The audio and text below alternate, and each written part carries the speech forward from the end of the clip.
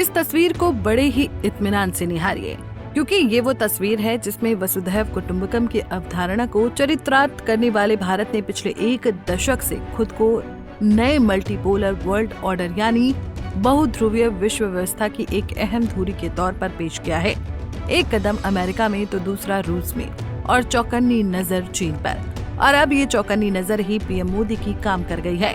ये group photo चीन के तियानजिन में जारी शंघाई सहयोग संगठन यानी SCO समिट के दौरान क्लिक की गई, जिसमें चीन के राष्ट्रपति शी जिनपिंग, रूस के राष्ट्रपति व्लादिमीर पुतिन, पाकिस्तान के प्रधानमंत्री शहबाज शरीफ और प्रधानमंत्री नरेंद्र मोदी के साथ साथ कई टॉप वर्ल्ड लीडर्स नजर आ रही हैं। पीएम के इस दौरान पुतिन और जिनपिंग से खास मुलाकात की फोटोज भी अब सोशल मीडिया पर तेजी से तैर रही हैं। माने प्रधानमंत्री नरेंद्र मोदी ड्रैगन की जमीन पर जलवा बिखेर रहे हैं, पूरी बेबाकी से अपनी बात रख रही हैं। SCO समिट में पीएम नरेंद्र मोदी का संबोधन सशक्त होते भारत की दास्तां गढ़ रहा है। कैसे, आइए बताते हैं। चीन के तियानजिन महानगर में जारी SCO समिट में एक तरफ पाकिस्तान को कड़ी शिकस्त मिली है, तो वहीं भारत की बड़ी कूटनीतिक जीत हुई है। बैठक खत्म होने के बाद SCO के राष्ट्राध्यक्षों ने जो घोषणा पत्र जारी किया है, उसमें भारत के जम्मू कश्मीर में हुए पहलगाम टेरर अटैक की कड़ी निंदा की गई। इस घटनाक्रम को पाकिस्तान के लिए फजीहत के तौर पर देखा जा रहा है।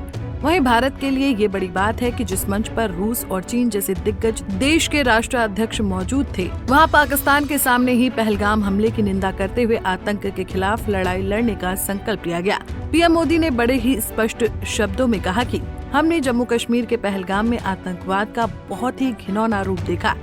पीएम ने आगे कहा कि आतंकवाद, अलगाववाद और उग्रवाद कतई बर्दाश्त नहीं है।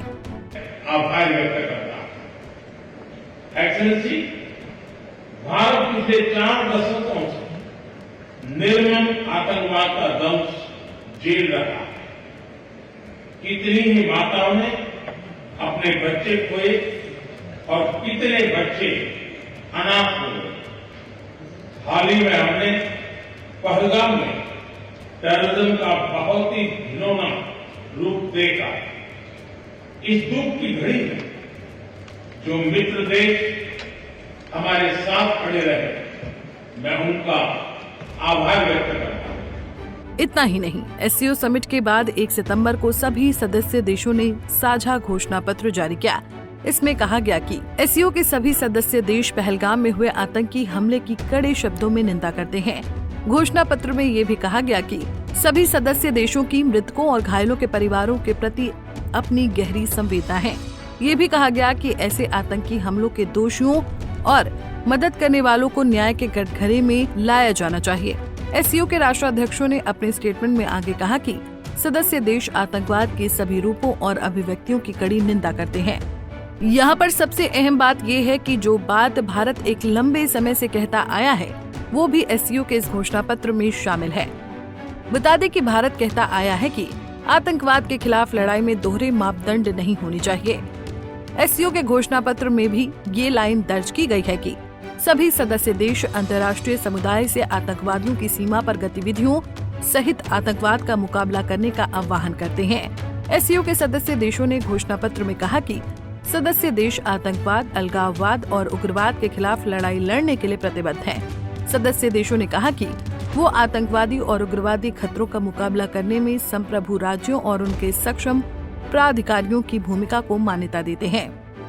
SCO के घोषणा पत्र में आतंकवाद पर भारत की बड़ी जीत होने के बाद से तियानजिन में प्रधानमंत्री शहबाज शरीफ का मुंह लटका लटका सा नजर आ रहा है, क्योंकि ये साहब उसी देश के प्रधानमंत्री हैं जिसे आतंकवाद के प्रति अपनी एक विशेष सहानुभूति रखने के लिए दुनिया भर में जाना जाता है। और ये हम सब ने देखा है कि जब ऑपरेशन सिंदूर के बाद पाकिस्तानी सेना के जनरल असीम मुनीर की सिफारिश पर वहां की केंद्र सरकार ने ध्वस्त हुए आतंकी ठिकानों की मरम्मत के लिए करोड़ों रुपयों का फंड जारी किया, शायद इसीलिए SCO में अब शहबाज अलग थलग पड़ गए हैं, उनका चेहरा मुरझा गया है। Bureau report, Punjab Kesari TV.